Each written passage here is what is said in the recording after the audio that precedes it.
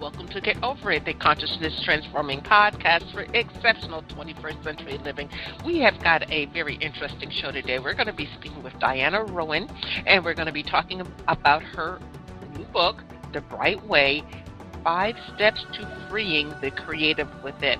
Now, folks, this isn't like a woo-woo type book. This isn't, Rhonda Byrne's Law of Attraction. This is truly about being able to access who you are in your soul and have you pull out, if you will, your creative juices in this time of the coronavirus and this time of political upheaval worldwide. So you can carve out your little niche, because guess what, folks? Life still goes on.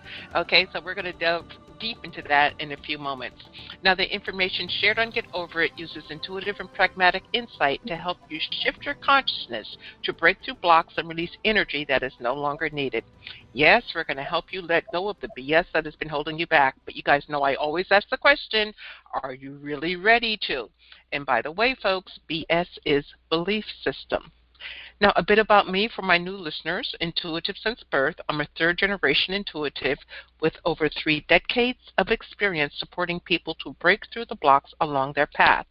I'm a strategist for personal and professional transformation, revealing cutting-edge information which enables you to prosper and thrive. I spent 25 successful years in corporate America as an executive sales professional, and I am the founder of Healing Visions Ministries and the Northern California Children's Education Network, a 501c3 nonprofit. I also authored 2 books. I provide consultations and healings in all areas of life that heal the mind-body-spirit connection, allowing you to live your very best life. My clients tell me that I keep it real while providing them with accurate information to assist them along their journey as a spirit living a human existence, but they also say, if you really don't want to know, don't ask Monique. My background includes a doctorate in metaphysics, Reiki master teacher, ordained minister, and clinical hypnotherapist, so whether you are stressed, depressed, or possessed, I can help.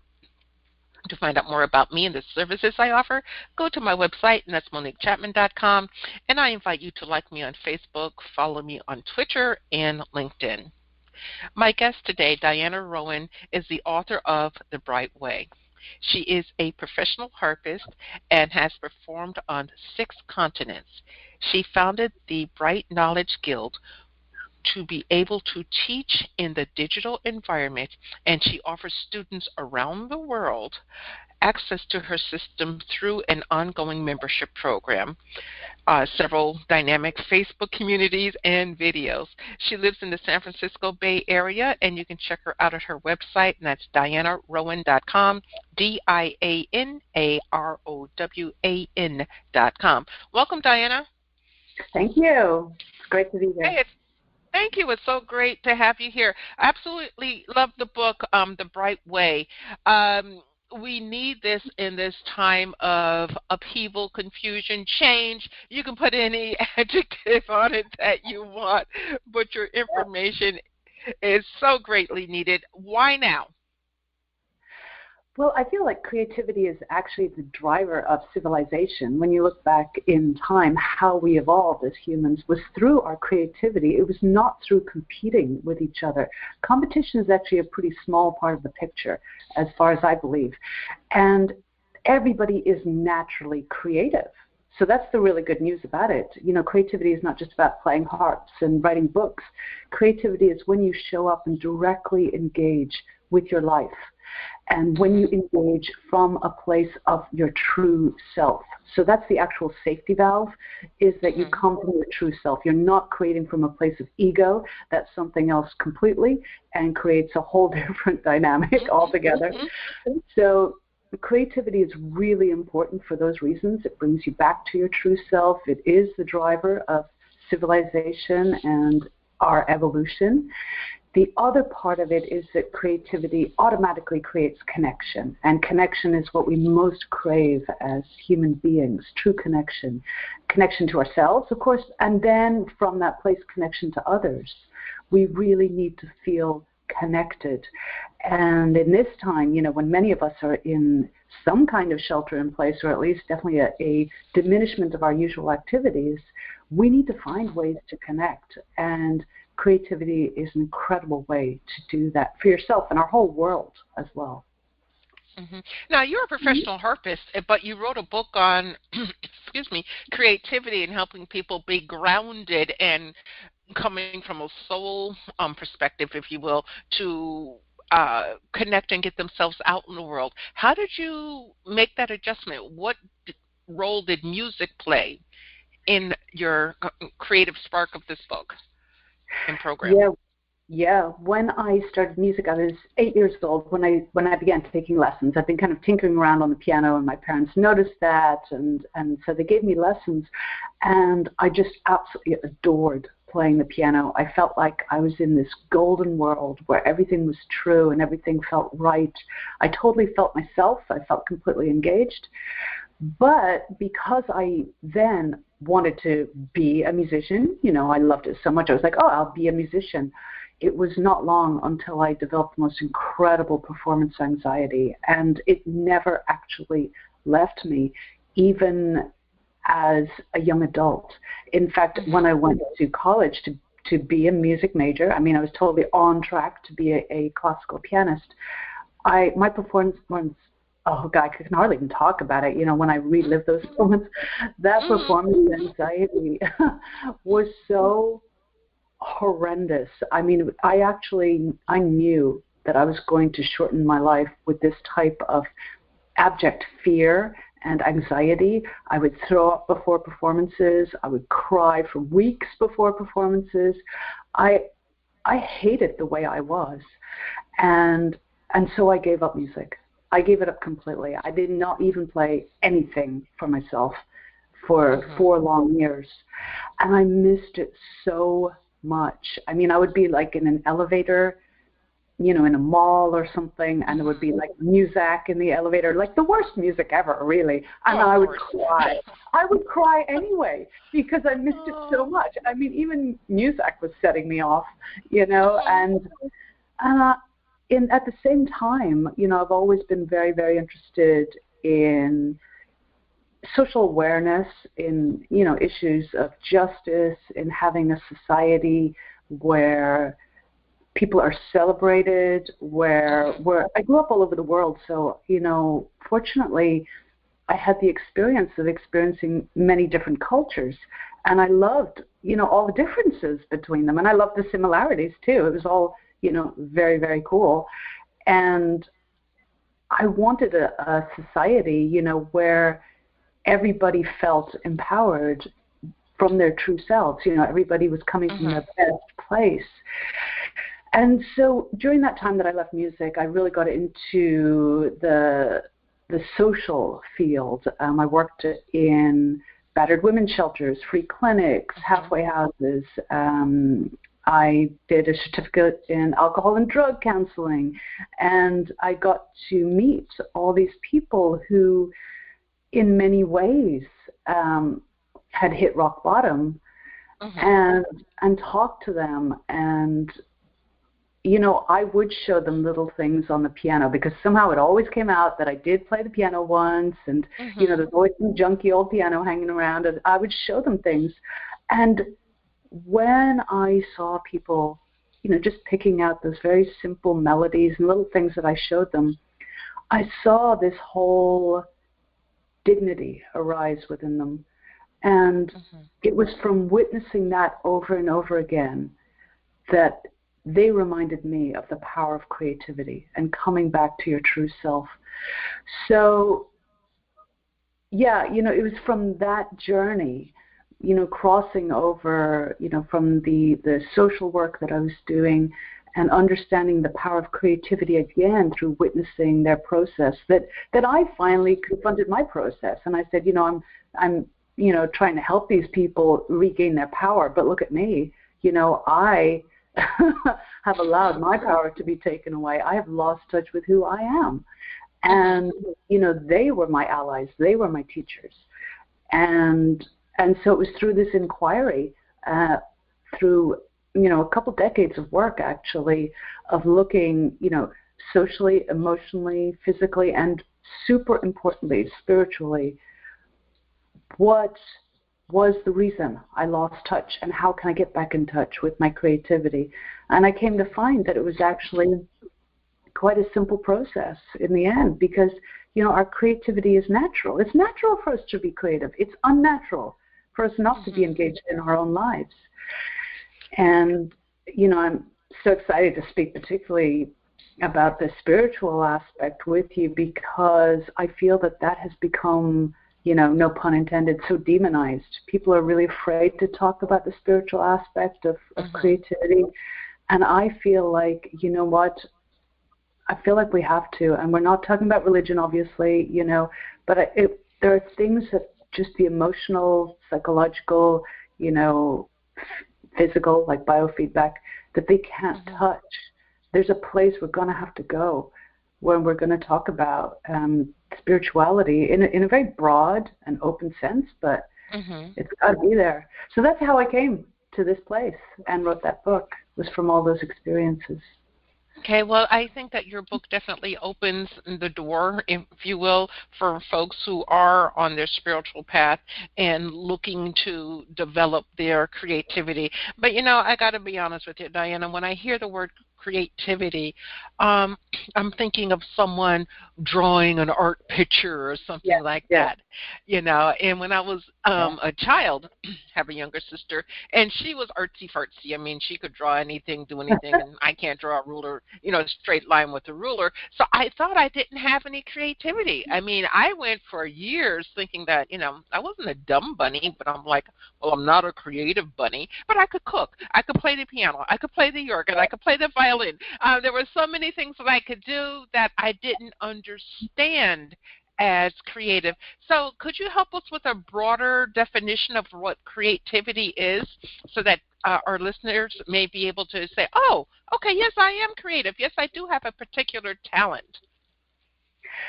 Yes, absolutely. Everybody is creative. It's actually in our nature to be creative. And how I define creativity is whenever you truly directly engage with something. Because when you really engage with whatever you're doing, and that could be cooking, it could be gardening, it could be having a conversation. I mean, I feel we're being really creative right now. Whenever you directly engage with something, you're creating something new. You're changing something. So say you're cooking. You've got all these ingredients. You transform them when you cook them. When you directly engage with that thing, you transform it into what I think of as a work of art. I mean, I don't know if you've ever heard that phrase, oh, that dish was really made with love. And I can taste it. And then there's other ones where they say that was made with no love. And that's where, you know, we weren't directly engaged in the process. We just threw some things together unconsciously. We didn't care. Our heart wasn't in it. And yeah, you know, something did come of it, but it wasn't tremendously creative. It doesn't have to look fancy, but it has to look like your heart was in it, that you were actually directly engaged in that thing. And so creativity is not about perfection, which is not something that actually exists anyway. You know, that's a whole other thing. It's not about that. It's about bringing yourself to the thing that you're doing. And by your presence, you change that thing. And it has become a creative act. And so our conversation, you know, as I just said, this is a creative act. I mean, we are being changed by our conversation because we're truly showing up. We're not just dialing it in mindlessly and reading off some script. We're not doing that. We're on the fly, and it's creative and it's thrilling, and that's what it looks like. So for and whatever not perfect. Yeah, go ahead. Not perfect at all. Oh my goodness, no. No, my partner just tried to walk in the door and ask me a question, actually. I was like, no. Well, that was perfect timing as we're talking about not being perfect. Oh, my goodness. Folks, we're speaking with Diana Rowan, and she's the author of The Bright Way, 5 Steps to Freeing the Creative Within. It's available everywhere. You can check her out at her website, and that's DianaRowan.com. That's DianaRowan.com. And you know what, folks? It's about being creative, and it's about not having this perfectionist picture around you. And if you're of a certain age, I'm quite sure you grew up with perfect pictures, because that was the way that folks raised their kids back then. Diana, your book, The Bright Way, you have a Bright Way system. What is that, and how can that help us in today's environment?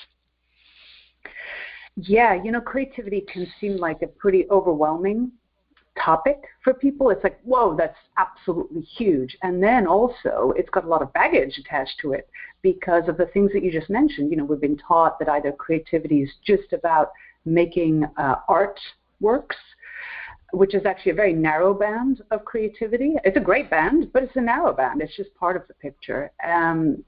Or else, that things need to be absolutely perfect in order to be true creativity. All these things that hold us back from getting back in touch with our creativity. So because of all these obstacles, I feel it's really important to have a framework that you can use to tap back into your creativity. So the Bright Way system is 5 steps that you follow, and they're very, very flexible. I had them in mind for, the single mom with 2 children and 2 jobs, the grandmother who has raised a family and now wants to get back in touch with her creativity, the business person who's at the height of their career wondering how they can be creative and take risks and show up as a real person.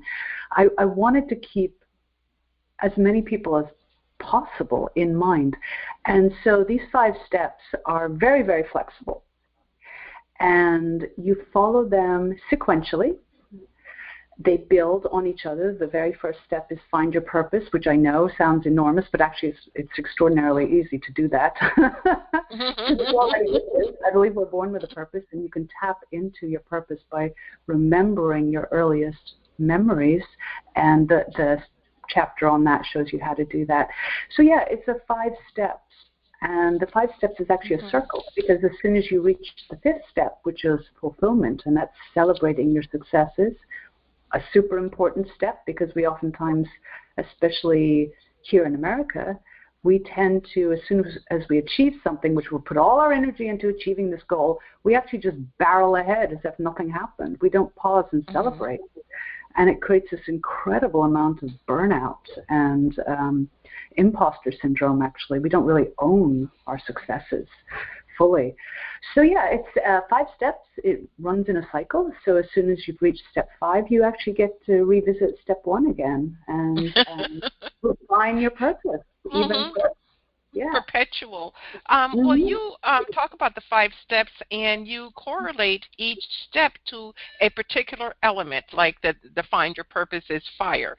So talk to us about that. Talk to us about each of the steps, just briefly, the element it corresponds to, and how we can integrate that into our life today. And I'd like a little detail, because not everybody right now, with all the people that are on unemployment and on the food lines and all that, they may not be able to go out and purchase the book today, but they might maybe a month or 2 from now. So let's help them today to get grounded in more information so that they can come out the other side a whole lot better and, more comfortable with their money.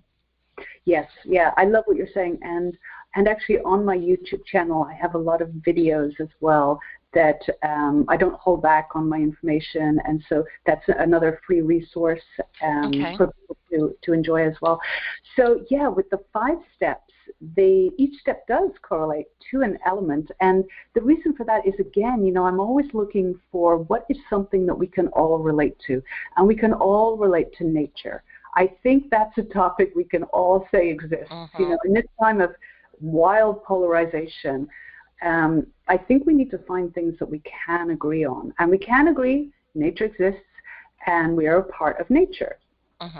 So the very first step, which is define your purpose, it's correlated with the element of fire, because fire is what inspires us and drives us. It symbolizes our passion.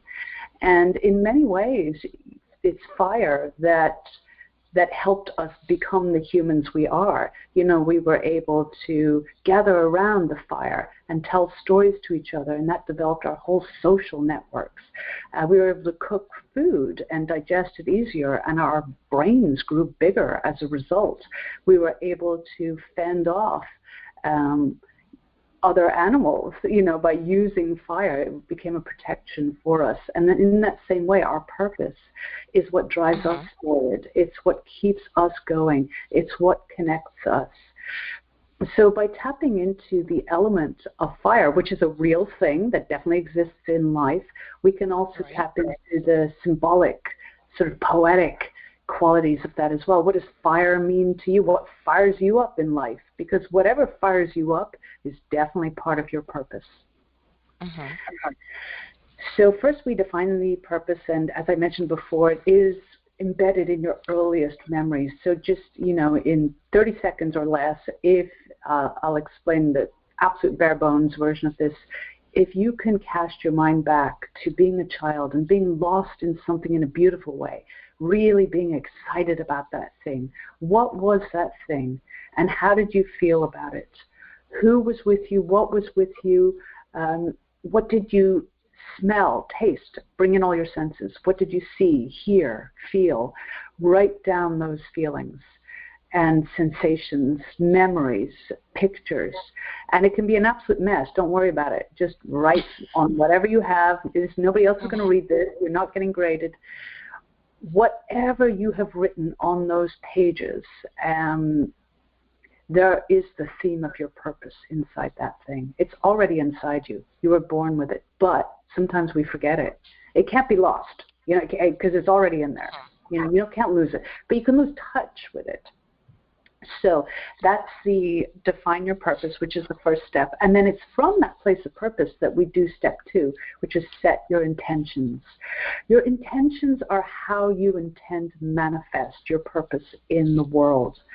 And people sometimes think of these as goals, and they are somewhat similar to goals, but goals to me have a little bit of like an end game type vibe. They're a destination rather than a journey. With an intention, it's more of the journey, because honestly, we always are in process. We always are walking the journey. And if you set your intentions as something quite broad, and it has to be full of emotion, it can't be, my intention is to write 2 hours a day.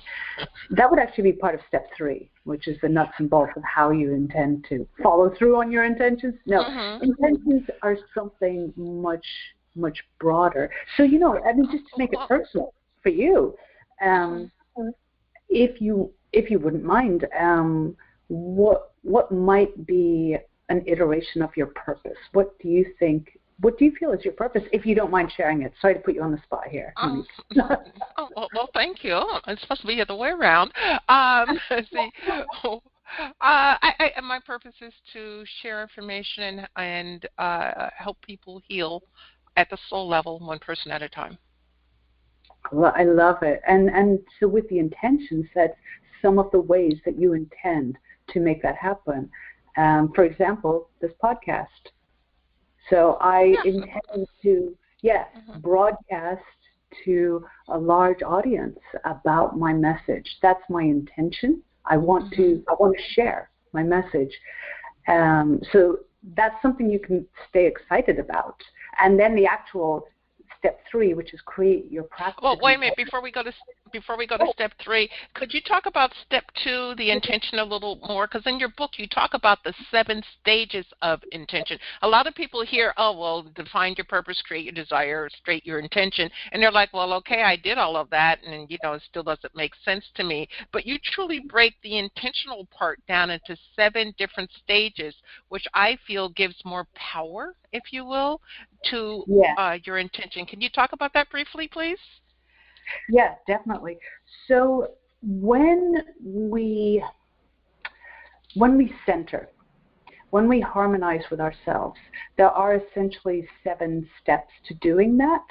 And for each of these 7 steps, the very first is forming your focal point. What is it you're going to focus on? And the first thing that you focus on is, of course, your purpose. The next thing is you actually visualize what it is that you intend to feel like, what you intend to experience, and you visualize this very, very clearly and in the present time as well. Because if you visualize it happening in the future, then it'll always stay in the future. You want to visualize it as if you have that thing right now. So you're creating, for instance, to talk about your intention, you're creating that transformation right now. That's how you visualize it. You visualize, these people are experiencing this coming home to their true selves, they're feeling empowered, and so you go really deeply into that in the present tense. Okay. The next stage is you actually breathe into this whole process, and the reason for that is you start to actually involve your entire body. When you involve your body, you involve incredible wisdom. Our bodies are so smart. I mean, they really still don't know exactly how the brain works, and they keep finding extra things about it. Then the heart, we're finding that the heart is an incredible source of wisdom as well. They're finding more things about that. So when we breathe, we actually bring all that wisdom to the table. We bring ourselves to the table. We actually start to involve ourselves. And from that place, then, we find our center. And in the book, it describes how to do that. Essentially, our center is very much like this internal fire that we tap into. And many traditions across time have talked about this fire that we all possess inside, but we may not be in touch with. Again, it's that losing touch with something that is inside us. It cannot be just, put out. But it can't be extinguished, but we can lose touch with it. So then we tap into our center, and we're breathing into that. We've got our focal point. We've got that vision. And from that place, we then do what's called a progressive muscle relaxation. That's where we involve our entire body, head to toe. We scan from the crown of our heads down to the tip of our toes, or the other way around, if you prefer. And we look for any spots where there's tightness, because wherever there's tightness, there's resistance. And that means we're not in. We are resisting something. And we're not going to be violent about this. Simply all we're going to do is breathe into those spaces of tightness. Because people often describe, well, I'm doing my thing, I'm playing my harp, but my toes are clenched up. And I'm like, oh, well, if our toes are clenched up, we're really not communicating with the ground. We are not grounded. And that's a big thing, though. We want to be available. We want to show up. So, and again, as our entire body shows up, incredible wisdom gets unleashed. So then the 6th step is that we actually embody this moment with all our senses. I briefly touched on this before, bringing in all the 5 senses, seeing, hearing, touching, tasting, smelling, this moment. It brings entire engagement, which is creativity. And mysteriously, besides all the incredible benefits of those types of wisdom, your 6th sense starts to awaken. And from that 6th sense, incredible transformations happen, incredible breakthroughs happen. And so we reach the 7th step. And what happens is that we start to circulate that energy. We circulate it within us, and then we start to make it feel like it's encompassing the thing around us. So, for example, say you're writing an email, and you center around your purpose and your intentions. And then as you've reached this 7th step and you're circulating the energy, bring your computer into that energy. Feel that your computer is part of this gorgeous energy, and that you're all flowing together in great intention. And when you write that email, it is going to be brilliant. and it's going to be full of that energy. And when you hit that send button, it's going to be coming from such a place of love and intention and purpose that whoever receives it is going to be, oh my goodness, yeah. And they are going to feel that energy. So that's a very mundane example, actually, of how that can work in the real world. Excellent. Okay, so step 3 is what we create our practicum plan. That's the air component. Yes, yeah, and actually just to talk about step 2 for just one tiny more second, because I realized I didn't talk about water. Water symbolizes emotions. And water is where we came from as humans. You know, we were originally from the sea as most creatures, and then we come out, we became land creatures. We have a great primal memory of water. In fact, you know, when we're in the womb, we're in water. And the water is that emotional primordial state, and that's where we create our intentions from. We don't create them from the head space. We're going to get there right now, actually, but we create them more from a place of emotion. Because when we are emotionally invested in our intentions, then we really follow through on them. Because emotion drives us more than cerebral intelligence, more than our head intelligence. So moving on, to step 3, that's where we're really going to create our plan. You know, okay, this is great. We've got our purpose. We've got our intentions. These are fiery and emotional and watery. Great. But how are we going to make them real? Well, we're going to bring in that head intelligence now. The head intelligence, cerebral intelligence is air. So it's this sharpness. It's blowing away cobwebs. It's clarity. It's fresh air, essentially. And we look with a very clear eye at, okay, how can I actually make these things happen? And because air is so clear and bracing sometimes, it can feel surprising, some of the solutions that we come up to. And so amongst those will be clearing space in your schedule for creativity. Now, clearing that space does not necessarily involve clearing time, but it does involve taking out negative self-talk, which clutters up our process entirely. It could involve taking away limiting beliefs about ourselves, such as talent. Oh, I'm not talented in that thing. Well, you know, for me, I think talent is overrated, and I don't even know if it exactly exists at all. It's mostly involving showing up and doing the thing with full heart. People get skill, and they look talented when they do that. you know, nobody is born out of the womb playing the piano. They learn it. No matter how brilliant they appear later in life, they don't know very much, you know, straight out of the womb. So it's clearly that people are learning how to do these things. So in step 3, this is where we really tackle a lot of limiting self-beliefs and myths in our society around learning. Because many people have had negative experiences in school. They had a sort of cookie-cutter experience that just didn't suit them. You know, and I've experienced that absolutely everybody has a different learning style. So I've taught for, you know, almost 3 decades now, and no one person has the same learning style. So it's really important for you to identify your learning style, your unique learning style, and then capitalize on that. And that is a lot what step 3 is about. Okay. And then step 4, I could go on to, is integration. And this is where we make it all real. And the element that's associated with that is earth. We're going to ground this thing. We're going to make it real in real life, because it's easy enough to get totally inspired but have no way to make it real in the world. Everything ends up as a dream.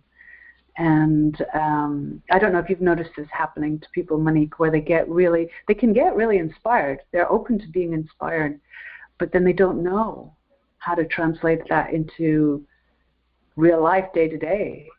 Has that happened to you, where you've experienced people doing that? Yeah. It's almost like a daily occurrence, you know, with people. Because, I mean, people are looking to grow and expand themselves, and that's wonderful, but sometimes they just get stuck without knowledge because they've been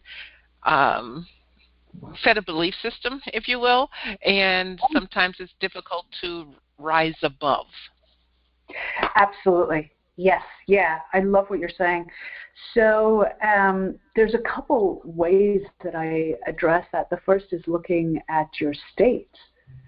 And the state, just to go really, really basic, it involves three really important things. One is sleep, believe it or not. You know, many people have been so sleep deprived that they're actually not available for learning and growing. They're basically barely getting by. So these days, actually, people are oftentimes getting a little bit more sleep. But some people, of course, are so stressed by the current circumstances, they're getting even less. So no matter what, sleep really does matter. It's when your subconscious works to solve problems, to give you new insights. It's when your body heals, so then your body can give you all its amazing insights as well.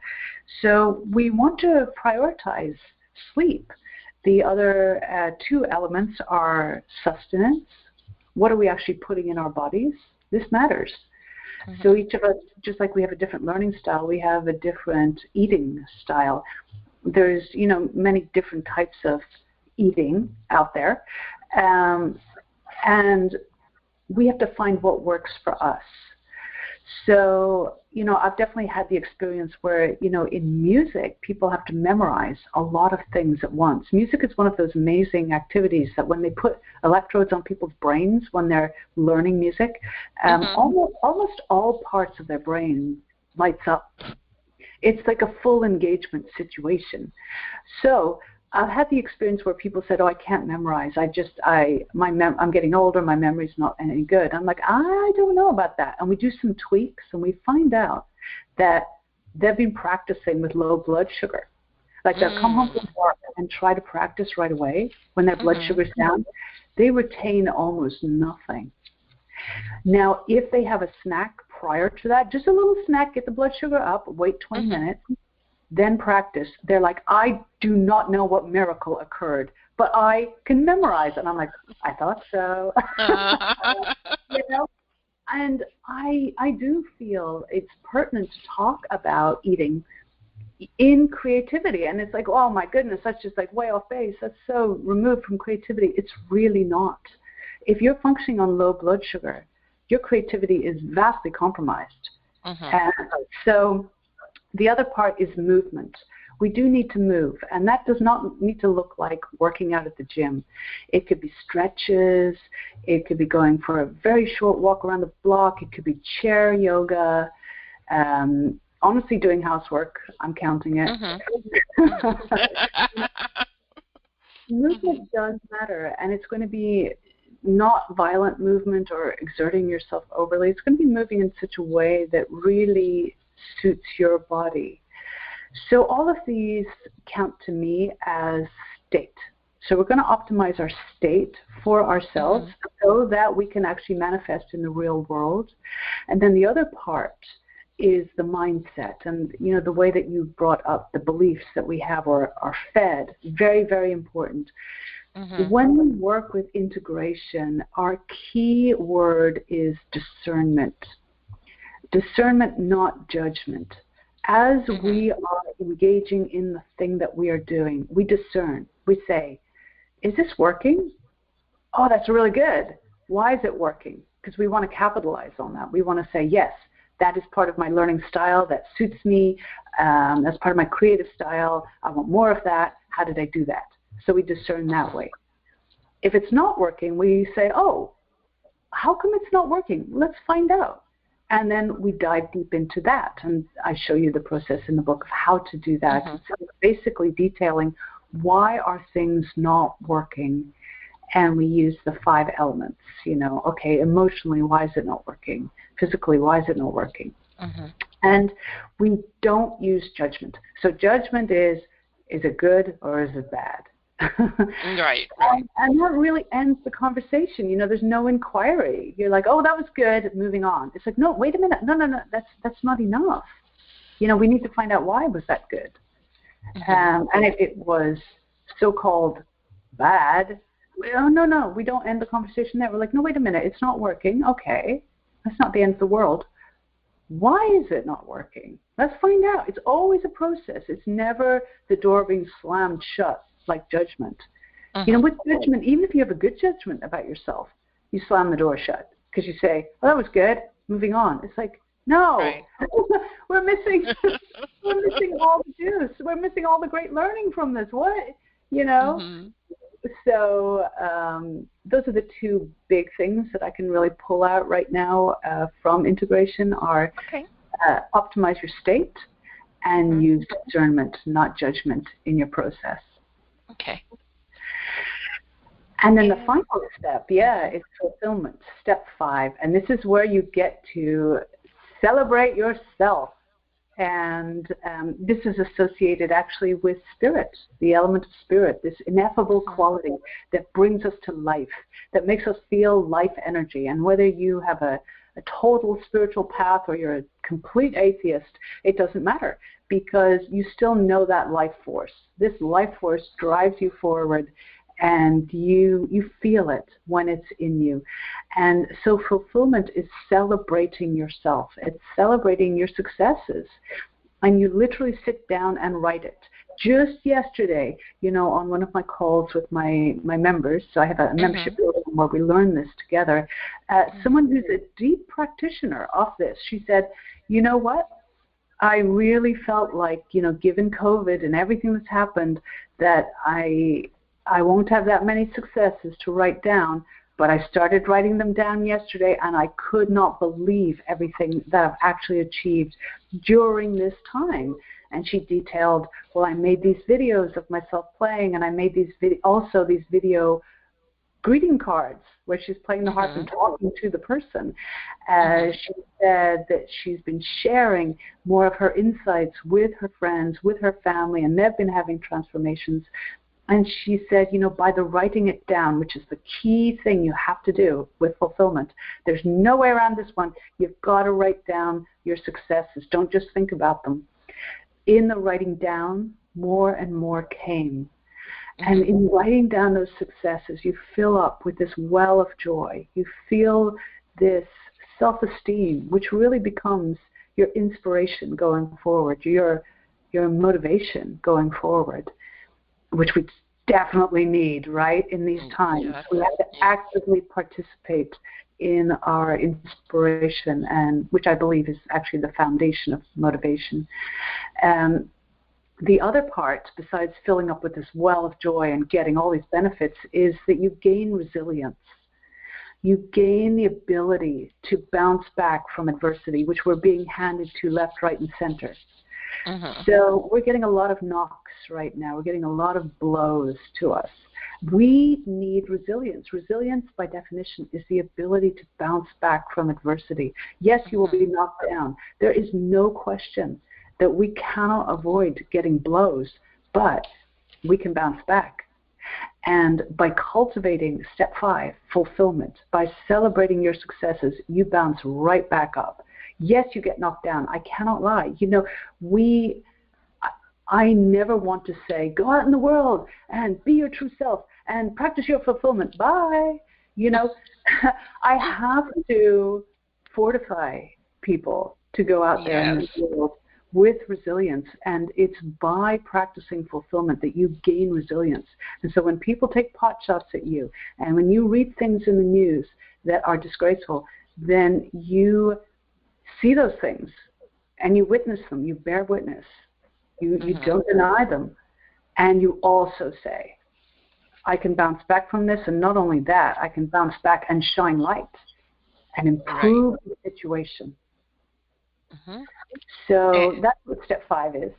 Okay, well, it's like shining brighter, just like the title of your book. If you know, and folks, you got to do some work on yourself. You just can't sit and expect that, you know, oh, things are going to be different because I think it's different. There's a little bit of work involved, but it's about working with yourself, working with your soul. Diana, you mentioned it earlier. You do have a membership program. So when we go to Rowan.com, what are we going to find, and how can we connect with you with your membership programs? Yeah, thank you. My membership opens a couple times a year, But actually, I get to announce this here first. I'm super happy. Yay! My membership had been mostly focused on harpists and musicians in general. So, of course, I'm going to carry on with that group. They're called the Bright Knowledge Harp Circle. I love them. We're 4 years old. We're an incredible community. I learn from them every single day. And I'm going to create a new membership program called the Bright Way Circle, and that is for anybody who wants to feel more creatively engaged in their lives. And it helps them work through the book. We all work through the book together. So the book would be the handbook for the entire program. And we work through it together in real life. Well, in real life online, which is real life. Yeah, real life. Because while I believe that you have incredible power as a creative and you can do many things from your own creative juice, I do also believe that community is a non-negotiable. I think we are humans, and humans need connection. They need community. We really thrive in community. So, yeah, I will be opening that in September. So that would be accessible to anybody who wants to feel more creatively engaged in their lives, and that would include people in business, in raising their children, in gardening, cooking, all the great things that we do as humans. Oh. Yes, and folks, she had mentioned earlier about her programs on YouTube. There's a link from her website, DianaRowan.com, to YouTube, and check out the blogs. They're very interesting. I found them quite interesting. So it's not just for musicians. You can take all of her information and integrate it into your life. And, don't just read and okay, next. Read, reflect, take the energy in. Okay, because as you take the energy in, you will find yourself in a position to have a brighter way of life. Diana, our time is up. What pearl of wisdom would you like to leave with our audience today? Well, for me right now in coping with these times, it's two words that I keep coming back to, and they are creativity and community. So whatever you're doing in your life, the next conversation that you have, engage your creativity. Show up from a heart space. Show up to that conversation and see how that is. Or the next meal you make, show up to it. Really look at your ingredients. Hold them, smell them, caress them. Engage with what you can find joy in any single thing in life right now, where your heart is. So there are many things that are not creatively inspiring, okay, absolutely, but there are things your heart can engage with that are in your environment right now, and find joy in those things by directly engaging in them. Even what may seem incredibly mundane things, there's joy in that. So creativity. The other part is community. I do believe we need to feel connected. So reach out to someone right now. It could just be a little text. It could be just a little comment. It could be a call. It could be a video conference. Whatever that is, be in community. And let's not also forget our furry allies. You could be in community with your pet. It could be a great time to foster an animal. Be in community. Do not be alone right now. Right. Okay, well, thank you very much for sharing this. Diana, thank you so much for being with me today. The audience, thank you for listening in. Do check out her website, check out the book. If you've got time now. I mean, a lot of us are on lockdown, and it's, you got time. So maybe you don't watch like 40 hours of TV a week. Maybe you might want to take 20 hours and work on you, so that on the other side of this, you're kind of like the butterfly, you're in the cocoon right now, but once you get out there, you're transformed for the better. So thank you, Diana. Thank you to the audience. And please remember that the most important choice that you can make is what you choose to make important. Consider making the masterful choice of discovering creativity and community. Abundant blessings, light, and love to all. Agape.